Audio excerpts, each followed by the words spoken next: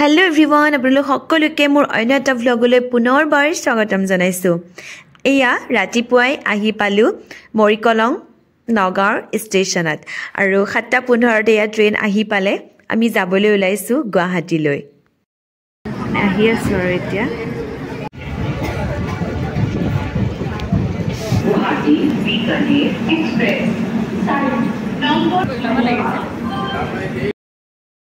10:30 বজাত আমি আহি পালো গুৱাহাটী পল্টন বজাৰ আৰু এয়া এতিয়া আমি যাবলৈ ওলাইছো ৰঙিয়া যেহেতু ৰঙিয়া যাম সেহে এখন 10:50ত আছিল শনিবাৰে থাকে বিকানেৰ এক্সপ্ৰেছ আৰু এয়া 1 ঘণ্টাৰ সময়ৰ ভিতৰতে আমি আহি পালোহি ৰঙিয়া জংচন।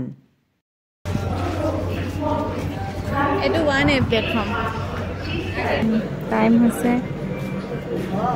12টা বাজিব আৰু বাজা নাই 5 মিনিট। এটো হৈছে ৰঙিয়া জংচন। নগাঁৱৰ পৰা গুৱাহাটীলৈ মাত্ৰ 30 টকাৰ ট্ৰেইনৰ মূল্য আছিল আৰু গুৱাহাটীৰ পৰা ৰঙিয়ালৈ মাত্ৰ 30 টকাৰ মূল্যৰে আমি আহি পালোহি ট্ৰেইনেৰে আৰু এয়া এতিয়া আমি যাবলৈ ওলাইছো বাছেৰে ৰঙিয়াৰ পৰা নগাঁৱলৈ আৰু এয়া ৰঙিয়া বাইপাছত আমি বাছত উঠিলো। ৰঙিয়া টাউনখনত আমি ক'ত কি ফুৰিলো আৰু ক'ত থাকিলো সকলোখিনি মই এটা মোৰ নেক্সট ব্লগত আপোনালোকৰ মাজত শ্বেয়াৰ কৰিম।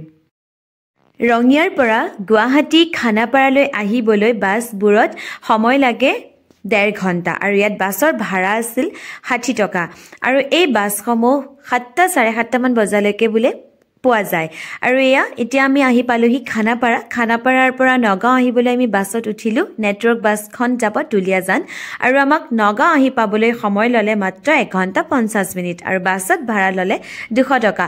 এই যে বাছৰ ভাড়া আৰু সময়সমূহ মই জনাই দিছো, আশা কৰো আপোনালোকৰ বাবে এটো এটা ইনফৰমেটিভ ভিডিঅ' হৈছে আৰু যদিহে মোৰ ব্লগটো আপোনালোকৰ বাবে ইনফৰমেটিভ হৈছে আৰু উপকৃত হৈছে বুলি ভাবিছে তেতিয়াহলে please like comment share subscribe কৰিবলৈ নাপাহৰিব, পেজটো ফলো কৰিব। আকৌ লগ পাম। Thanks for watching my channel. আজিলৈ আহিছো, বাই।